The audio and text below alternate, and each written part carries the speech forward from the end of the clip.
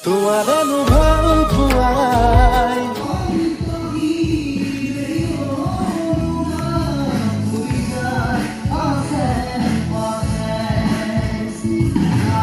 কাজল কাজল আরে খবর আরে কলই কৈছে আপুনি আগে মই ইয়াত অকলে কালি কিছু ভালে আরে কলই গল দিয়া আপুনি